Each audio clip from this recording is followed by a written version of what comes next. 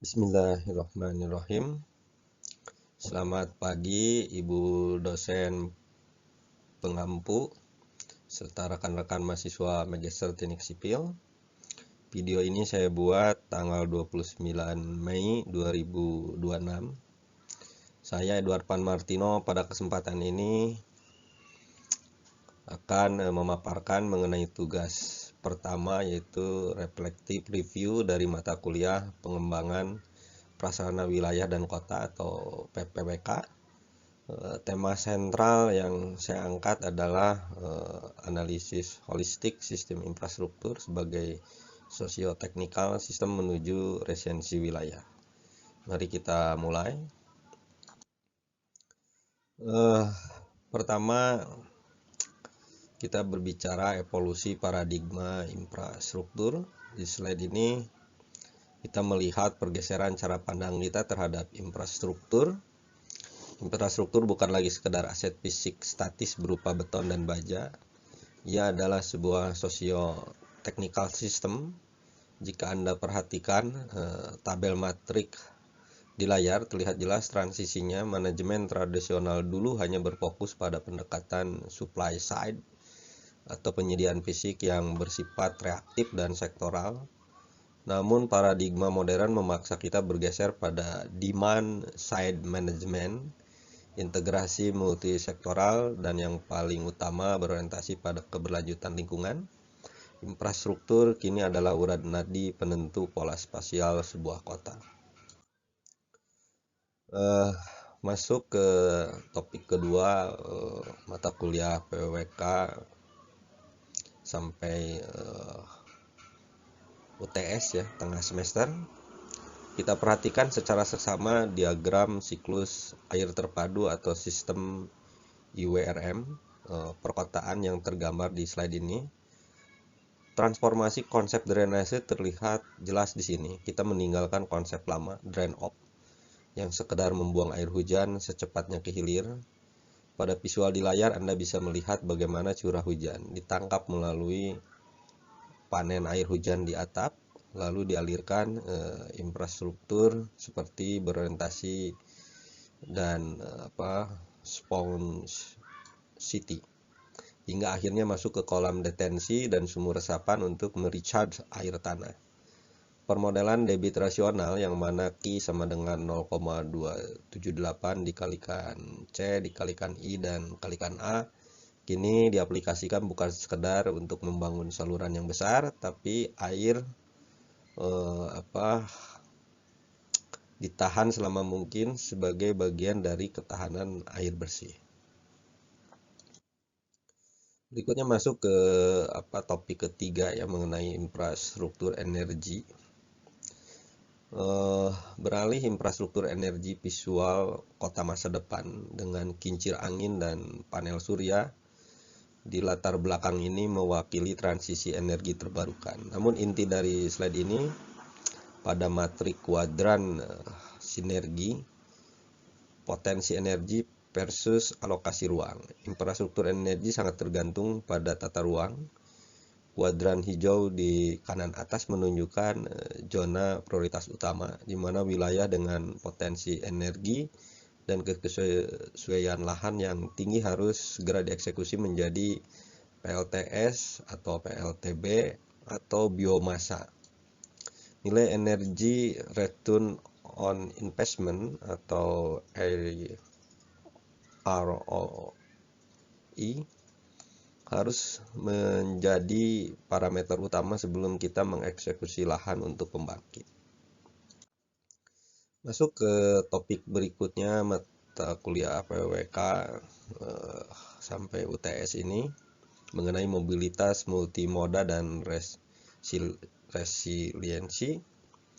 Slide ini memvisualisasikan kompleksitas mobilitas kota yang kita bagi menjadi 5 lapisan hierarki, seperti yang tampak pada diagram bertingkat di kiri layar, mulai dari level feeder atau lokal akses dengan pejalan kaki dan sepeda, bus layer, rel utama atau MRT, jalur logistik angkutan barang, hingga lapisan kelima yaitu resiliensi dan redundansi.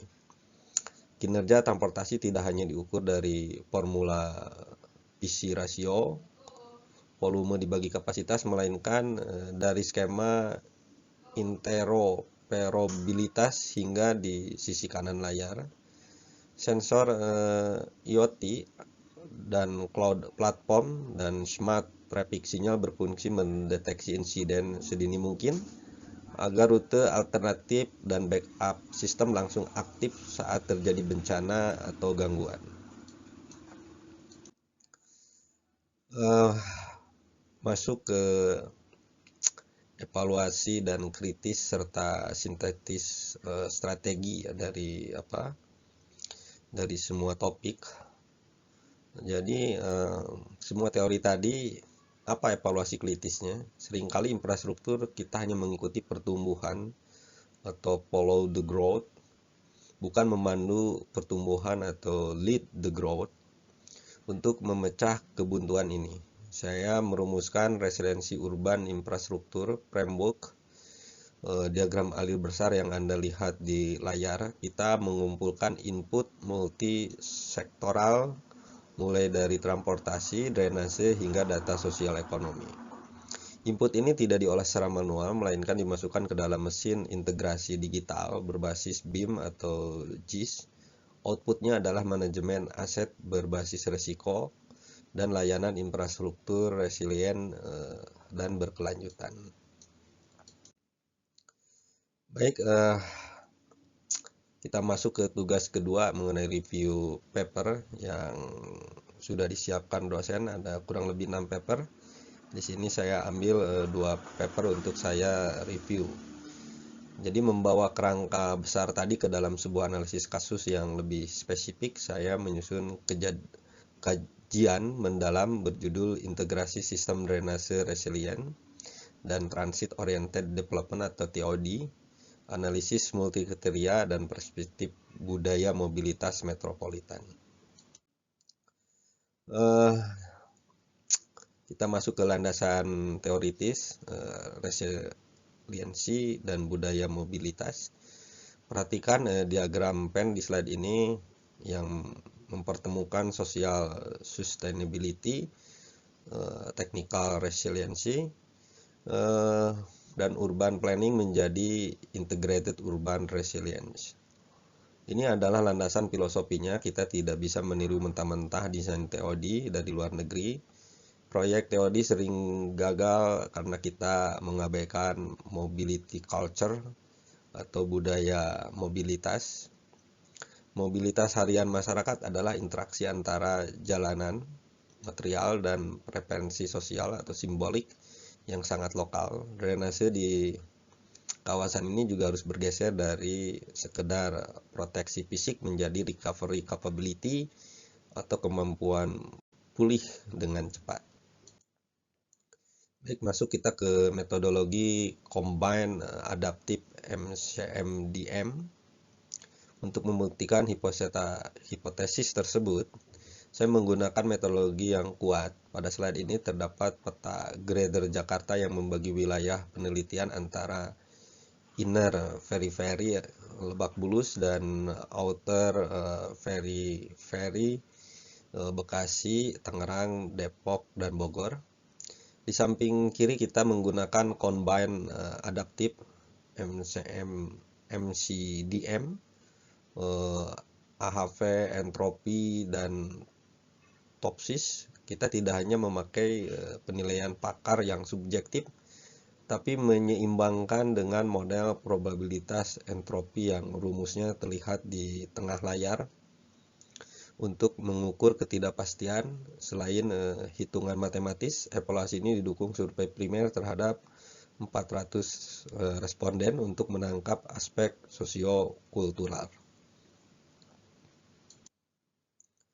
Baik, masuk ke konteks daripada penelitian dan alur metodologi.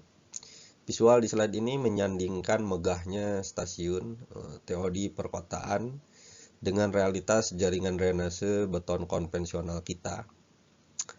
Di bawahnya terdapat diagram alir 7 langkah metodologi penelitian yang dilakukan, dimulai dari desain alternatif, simulasi hidrologi melalui SWMM, pembobotan pakar melalui AHP, kalibrasi dengan entropi, hingga akhirnya dilakukan pemerikatan alternatif menggunakan TOPSIS. Di pojok kanan bawah, ikon survei merepresentasikan parameter yang kita uji ke masyarakat: tata guna lahan, perumahan, transportasi, dan lingkungan. Baik, masuk ke analisis mendalam mengenai dinamika kasus. Mari kita bedah hasilnya. Silakan perhatikan grafik bar chart perbandingan bobot indikator di bagian bawah. Grafik ini menyingkap sebuah paradok. Pada indikator cost atau biaya, prioritas ekonomi biru tua sangat tinggi, namun prioritas sosio lingkungan kuning rendah. Sebaliknya, pada sosial absenten, warna kuning jauh mengungguli biru. Secara dinamis, mobilitas pekerja kita ternyata lebih menyesuaikan dengan lokasi perusahaan dibanding mendekatkan hunian ke kantor. Oleh karena itu, optimasi drainasenya harus cerdas. Gambar di layar menunjukkan green roof, bioretensi, permeable pavement, dan kolam retensi. Walaupun ini memakan biaya lahan, kita bisa selaraskan dengan rumus nilai masa depan PISI, di mana PISI sama dengan 1 plus I pangkat N, agar life cycle cost-nya terjustifikasi. Baik, masuk kita ke evaluasi kritis, implikasi manajerial, dan rekomendasi. Jadi di slide ke-12 ini kita disuguhkan ilustrasi visual kawasan TOD yang idaman. Stasiun MRT terintegrasi secara mulus dengan ruang interaksi komunitas, fasilitas ibadah, perumahan inklusif, detention pond, kolam detensi, dan jalan berbatu, pervious pavement. Ini adalah rekomendasi strategisnya. Silakan lihat matrik prioritas implementasi di pojok kanan bawah. Pervious pavement dan detention pond berada di kuadran hijau atau prioritas tinggi karena memberikan high resiliency, ketahanan tinggi, dengan low cost, biaya relatif rendah. Sebaliknya, blok terbesar dan stasiun pompa raksasa justru masuk ke kuadran merah, mahal tapi rentan saat kapasitasnya terlampaui. Baik, sekian tadi mengenai tugas 1 dan tugas 2 ya. Sebagai penutup, ini adalah daftar pustaka. Jadi gagasan ini dibangun di atas fondasi literatur yang valid, terutama kajian Hasibuan dan Permana mengenai karakteristik sosiokultural TOD di Indonesia, serta kajian Tahmasebi terkait kerangka drainase urban MCDM yang adaptif. Kesimpulan akhirnya, rekayasa infrastruktur perkotaan tidak hanya membangun beton yang kuat, melainkan merancang ekosistem yang tangguh, adaptif secara sosial, dan berkelanjutan. Demikian tugas ini saya sampaikan. Terima kasih atas perhatian Ibu dosen dan rekan-rekan sekalian. Selamat pagi, salam sehat, dan bahagia selalu. Terima kasih.